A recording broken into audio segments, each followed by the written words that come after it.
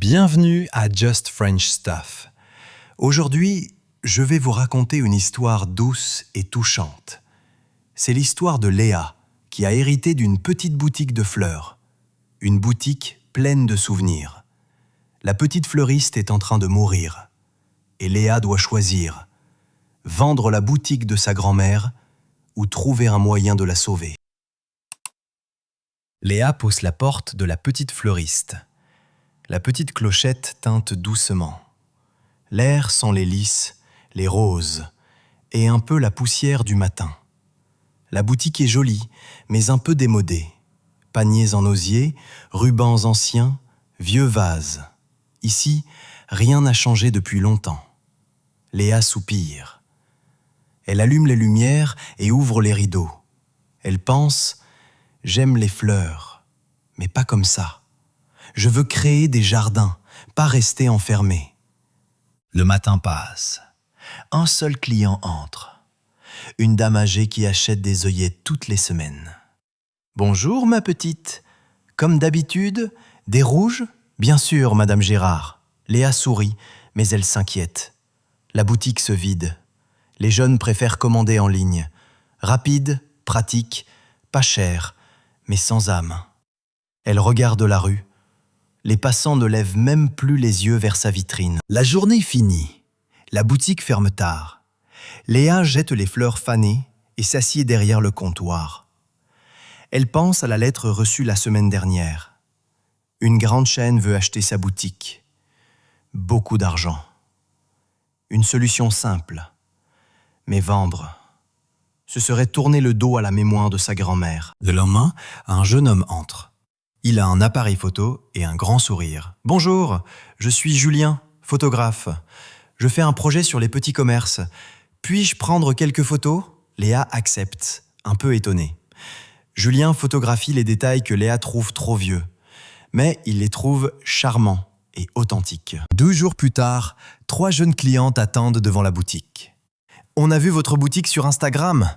C'est trop beau. » Léa n'en revient pas. Les photos de Julien ont été partagées partout. Des likes, des commentaires, des demandes. Soudain, sa boutique démodée devient vintage. Les jeunes adorent l'ambiance. Léa observe les jeunes clientes qui photographient chaque détail. Même le vieux vase bleu que Léa déteste devient trop cute sur leurs photos. Une idée commence à germer. La boutique n'est peut-être pas dépassée. Elle est différente. Et cette différence plaît. Les filles lui disent « Tu devrais faire des ateliers. Ce serait incroyable ici. » Le mot « atelier » reste dans la tête de Léa. Elle réalise que les jeunes veulent une expérience, pas juste un bouquet. Le soir, elle écrit une affiche. Atelier, bouquet éthique, fleurs locales et durables. Samedi, 17h. Elle la poste sur Instagram. Son cœur bat vite, mais elle ressent une petite étincelle d'espoir. Le samedi, Léa prépare des fleurs locales, des seaux d'eau fraîche, des rubans naturels. À 16h50, elle panique. Et si personne ne vient? Puis, la clochette sonne. Une jeune fille entre. Puis 2 amis. Puis un couple. Puis encore 3 clientes. Et enfin, Julien. La boutique est pleine. Elle commence l'atelier, un peu stressée. Puis, ses gestes deviennent fluides. Elle explique la durabilité, les fleurs locales, les compositions naturelles. Les jeunes écoutent, rient, posent des questions. Julien photographie des moments précieux. À la fin, une participante dit « Léa, tu viens de sauver ma semaine. Je reviendrai. » Léa a presque envie de pleurer. Pour la première fois, elle se sent à sa place. Le lendemain, la boutique est calme. La lettre de la chaîne l'attend sur le comptoir. Elle la lit très lentement. Puis, elle écrit une réponse simple. « Merci pour votre offre, je ne suis pas intéressée. » Elle ferme l'enveloppe avec un sourire doux. Les semaines suivantes, Léa transforme la boutique. Un coin 100% fleurs locales. Des fiches éducatives sur l'écologie. Un mur de photos imprimées par Julien. Un mini-jardin devant la vitrine. Des collaborations avec des artisans et une pâtisserie. Les jeunes reviennent, les ventes montent. Léa respire enfin. Un soir, après un atelier, Léa sort dehors. Le soleil descend, le ciel devient rose. Julien la rejoint. Tu sais, tu pourrais prendre des cours d'architecture paysagère, un cours à la fois, à distance. Léa le regarde, hésitante. Tu crois que j'en suis capable ? Je crois que tu l'es déjà, répond-il avec un sourire. Léa observe la boutique éclairée derrière elle. Pour la première fois, elle voit un chemin clair devant elle. Un chemin qui réunit ses rêves et son présent. Oui, je peux essayer. Très bien. Now, let's listen again, this time with both French and English subtitles. Follow along, compare the words, and notice how the sentences flow in French. This will help you understand the story more deeply and improve your listening skills. If you enjoy the French short stories, you'll love the new printable ebooks. It included easy story, vocabularies, and comprehension exercises to help you improve your French. It's your little tool to improve your French while having fun. Links in the description below. Léa pousse la porte de la petite fleuriste. La petite clochette teinte doucement. L'air sent les lys, les roses et un peu la poussière du matin. La boutique est jolie, mais un peu démodée. Paniers en osier, rubans anciens, vieux vases. Ici, rien n'a changé depuis longtemps. Léa soupire. Elle allume les lumières et ouvre les rideaux. Elle pense « J'aime les fleurs, mais pas comme ça. Je veux créer des jardins, pas rester enfermé. » Le matin passe. Un seul client entre. Une dame âgée qui achète des œillettes toutes les semaines. « Bonjour, ma petite. Comme d'habitude, des rouges ? Bien sûr, Madame Gérard. » Léa sourit, mais elle s'inquiète. La boutique se vide. Les jeunes préfèrent commander en ligne. Rapide, pratique, pas cher, mais sans âme. Elle regarde la rue. Les passants ne lèvent même plus les yeux vers sa vitrine. La journée finit. La boutique ferme tard. Léa jette les fleurs fanées et s'assied derrière le comptoir.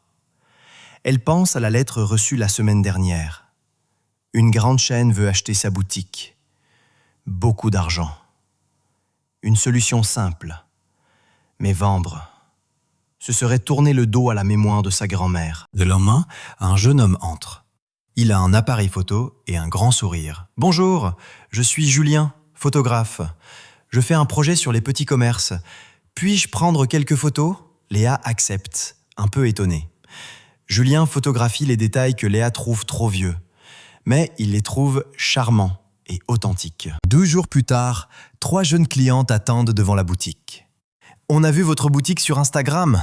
C'est trop beau. » Léa n'en revient pas. Les photos de Julien ont été partagées partout. Des likes, des commentaires, des demandes.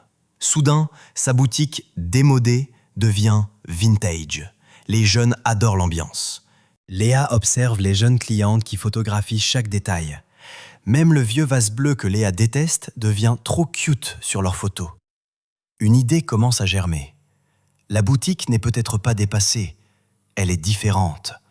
Et cette différence plaît. Les filles lui disent « Tu devrais faire des ateliers. Ce serait incroyable ici. » Le mot « atelier » reste dans la tête de Léa. Elle réalise que les jeunes veulent une expérience, pas juste un bouquet. Le soir, elle écrit une affiche. Atelier, bouquet éthique, fleurs locales et durables. Samedi, 17h. Elle la poste sur Instagram. Son cœur bat vite, mais elle ressent une petite étincelle d'espoir. Le samedi, Léa prépare des fleurs locales, des seaux d'eau fraîche, des rubans naturels. À 16h50, elle panique. Et si personne ne vient ? Puis, la clochette sonne. Une jeune fille entre. Puis 2 amis. Puis un couple. Puis encore 3 clientes. Et enfin, Julien. La boutique est pleine. Elle commence l'atelier, un peu stressée. Puis, ses gestes deviennent fluides. Elle explique la durabilité, les fleurs locales, les compositions naturelles. Les jeunes écoutent, rient, pose des questions. Julien photographie des moments précieux. À la fin, une participante dit « Léa, tu viens de sauver ma semaine.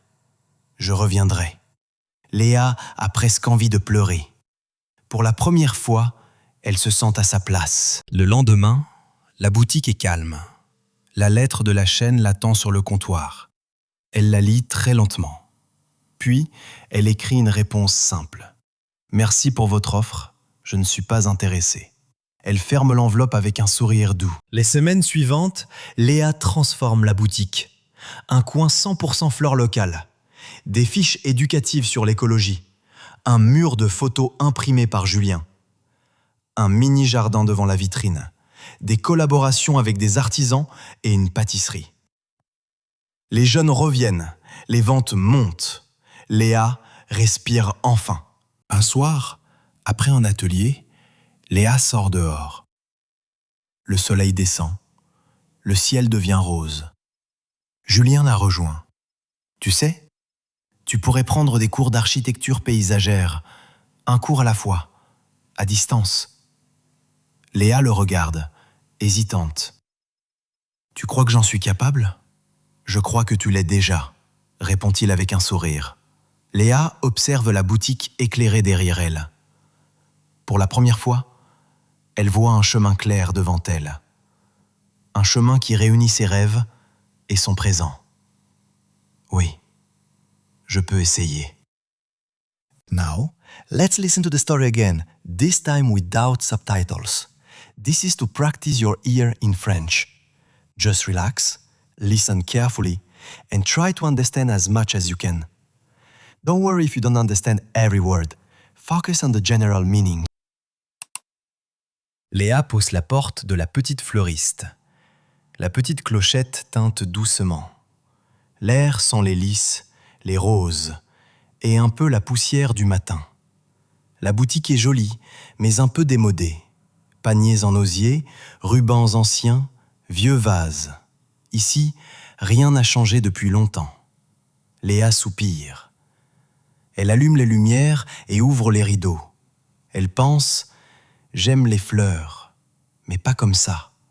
Je veux créer des jardins, pas rester enfermé. » Le matin passe. Un seul client entre. Une dame âgée qui achète des œillettes toutes les semaines. « Bonjour, ma petite. Comme d'habitude, des rouges ?